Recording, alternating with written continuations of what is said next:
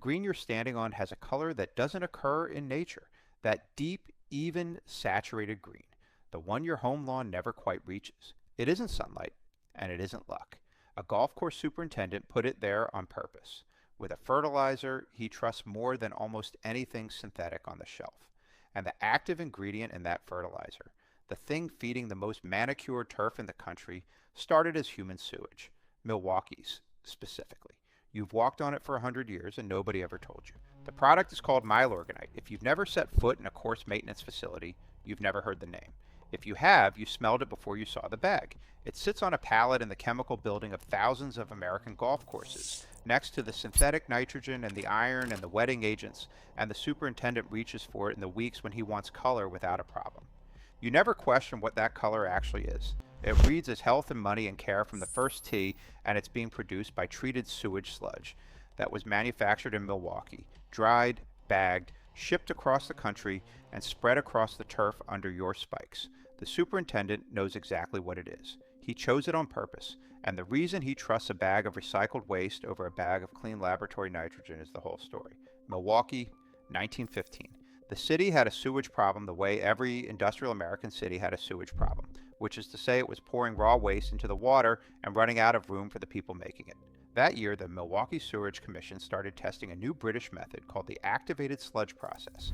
Instead of just letting waste settle in a tank, activated sludge pumps air through the sewage and lets colonies of bacteria eat the organic material. The microbes do the cleaning. What's left is water clean enough to discharge, and a thick biological sludge made of the microbes themselves. The city formally adopted the process on the last day of 1919. By 1923, Milwaukee was building something almost no city had built at scale. A full activated sludge treatment plant on a spit of land called Jones Island, the largest operation of its kind in the world. When it opened, it worked. The water problem eased. But the plant created a second problem the engineers hadn't planned for, and the volume was relentless. A city's worth of sewage runs through that plant every single day, which means the sludge never stops coming. This wasn't a pile to clear once. It was a permanent output, a new mountain arriving every week for as long as Milwaukee flushed a toilet. Disposal at that scale isn't a chore, it's a budget line with no end. Milwaukee wasn't trying to invent a fertilizer, it was trying to survive its own sewage. So the commission looked hard at what the sludge actually was. Dried down, it's a dark, crumbly solid, about 6% nitrogen by weight, around 2.5% iron, and built entirely from the bodies of microorganisms. Those are fertilizer numbers. The only question left was whether anyone would buy a fertilizer once they were told where it came from. A superintendent's problem was never growing grass. Grass grows on its own.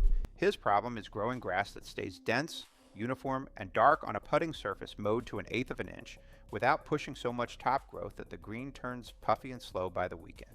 Color, speed, and consistency at once on a plant he is deliberately starving of height. That is the fight, and it's why he cares so much about the kind of nitrogen he uses. Synthetic nitrogen, the kind sold as urea or ammonium sulfate, is fast.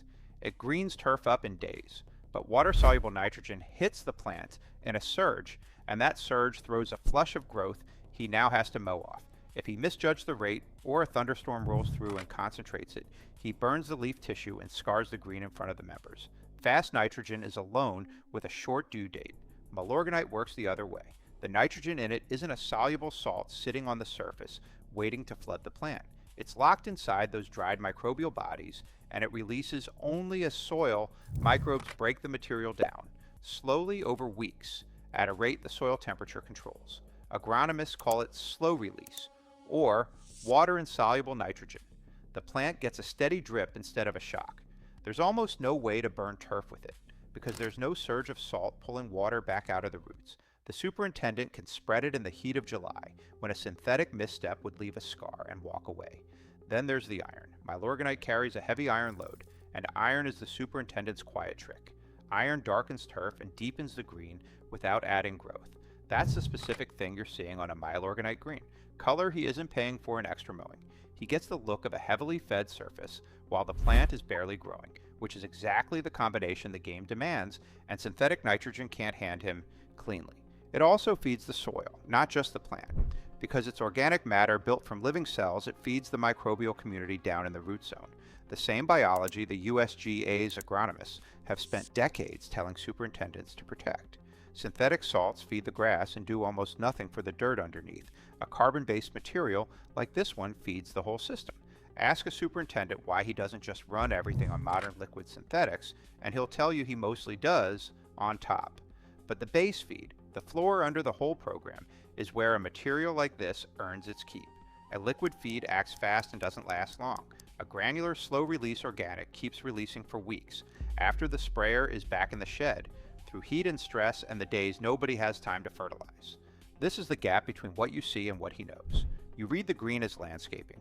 The Superintendents Association, the GCSAA, treats turf nutrition as its own discipline, and a superintendent talks about pounds of nitrogen per 1,000 square feet the way a pharmacist talks about a dose. Walk a green complex during tournament prep, and you're watching spoon-feeding tiny, frequent doses meant to hold color and speed without a single burst of growth. Feed light, feed often. A green is a living surface being asked to perform like a manufactured one, and the closer to the edge you push it, the more a forgiving feed is worth. It isn't magic, and he knows the trade-off. Because the nitrogen is low and slow, he has to carry and spread far more product to deliver the same pounds of nitrogen a concentrated synthetic delivers from a fraction of the bag. It's heavier to store, heavier to apply, and it won't rescue a green that needs to recover overnight. Because slow is the entire point. He doesn't reach for it to fix an emergency. He reaches for it to build the base that carries color through the season. Which raises the obvious question. If this is treated sewage, who decided to sell it to golf courses, and how did nobody flinch? By the early 1920s, the Milwaukee Sewerage Commission was sitting on a mountain of dried sludge it was convinced was good fertilizer, with one marketing problem that could sink the whole idea. Nobody wants to buy sewage. The fix was a name. In 1925, the commission ran a contest in a trade magazine called the Fertilizer Review, offering $250 for the best name for the product. 233 entries came in. The winner, from a firm called McIver & Son out of Charleston, South Carolina, was Quiet Genius. They took Milwaukee, organic, and nitrogen and welded them into one word, Milorganite. Not sludge, not waste, not sewage. A clean, industrial-sounding name that told you it was organic nitrogen and told you nothing about the bathroom.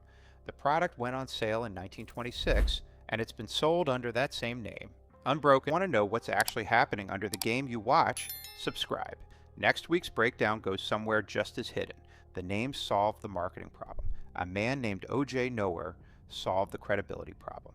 If you've never heard of him, that's only because his whole career happened on the maintenance side of the fence, where the cameras never point.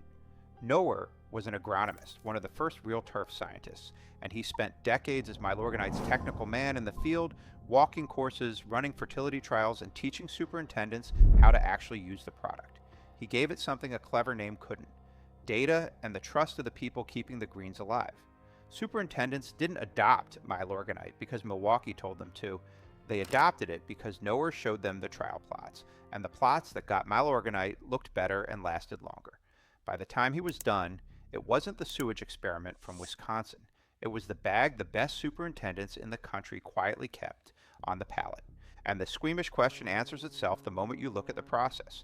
The microbes are killed and the material is dried at high heat before it's ever bagged, which is why it's a stable, dry, pelletized product and not raw waste. A superintendent handling it isn't handling sewage. He's handling the dried, sterilized, concentrated remains of the bacteria that ate the sewage 100 steps upstream. That distance between the raw waste and the finished pellet is the whole reason the material has been sold and trusted, on farm fields and golf greens alike, for a century. And it never stayed a secret of the golf world. The same bags the superintendent stacks by the cart barn sell to homeowners and garden centers under the same name, which means some of you have fed your own lawn with treated Milwaukee sewage and never once thought about it. The golf course just does it on purpose, at scale, and for reasons the average bag buyer never stops to consider. The scale of it is hard to picture. Milwaukee has been running this process for right around 100 years, and the operation has diverted more than 10.5 billion pounds of waste from landfills by turning it into fertilizer instead. Every pound of that was a disposal problem, sold instead as a product superintendents pay to have shipped in. A single wastewater plant in Wisconsin has spent a century quietly manufacturing one of the most trusted fertilizers in professional turf, and it did it by selling the one thing every other city pays to make disappear. Which brings you to Augusta National. You'll never get a straight answer about exactly what Augusta puts on its turf, because Augusta doesn't discuss its agronomy. But the biology under those greens isn't exotic, and it isn't secret. It's the same plant, the same root zone science. the same slow release versus fast synthetic trade-off every superintendent in the country is managing. The gap between Augusta and your Muni isn't the ingredients, it's the money and the manpower applied to the same biology.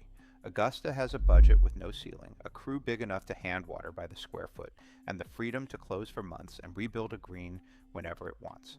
A superintendent at a public course reaching for a bag of Milorganite in July is running the same playbook at a fraction of the budget, chasing the same deep, even color off the same underlying science.